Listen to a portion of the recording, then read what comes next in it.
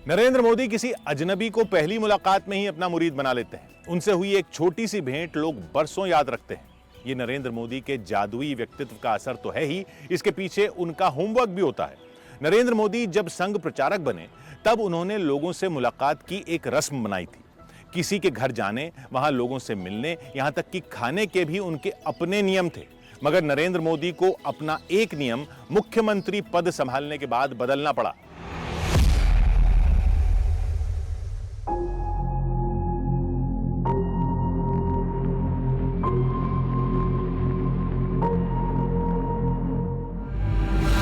चौबीस सितंबर 2002, गांधीनगर, गुजरात। शाम के करीब 5 बज रहे थे। अक्षरधाम मंदिर में 2 आत्मघाती आतंकी दीवार फांदकर घुस गए। आतंकियों ने मंदिर में दाखिल होते ही अंधाधुंध फायरिंग शुरू कर दी।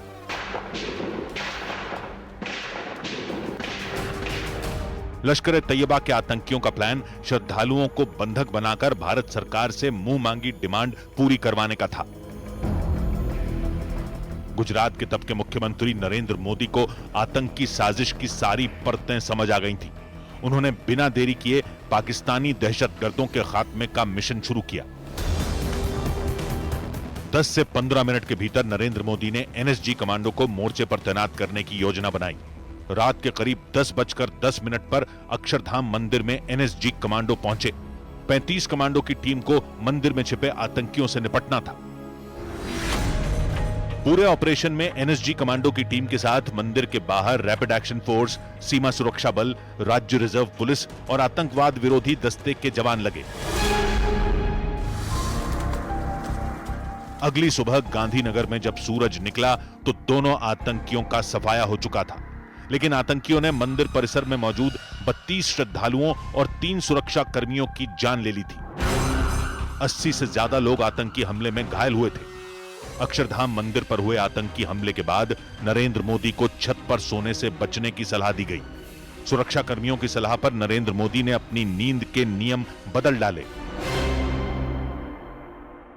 नरेंद्र मोदी ने छत पर सोने की शुरुआत अहमदाबाद के जगन्नाथ मंदिर परिसर से की थी, जहां उन्हें विश्व हिंदू परिषद के काम के लिए रुकना होता था। दिन भर भाग दौड़ के बाद जब रात में नरेंद्र मोदी सोने जाते थे तब मंदिर के पंखे के नीचे उन्हें नींद नहीं आती थी।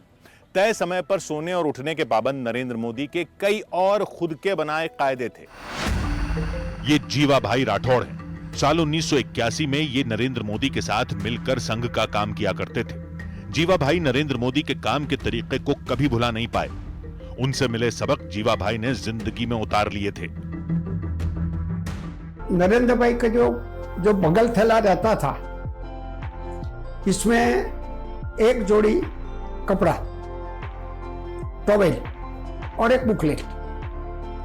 और जहां जाते थे उस समय वो जीप लेके घूम रहे थे, खुद चला के, लेकिन कभी कभी बस में भी आते थे।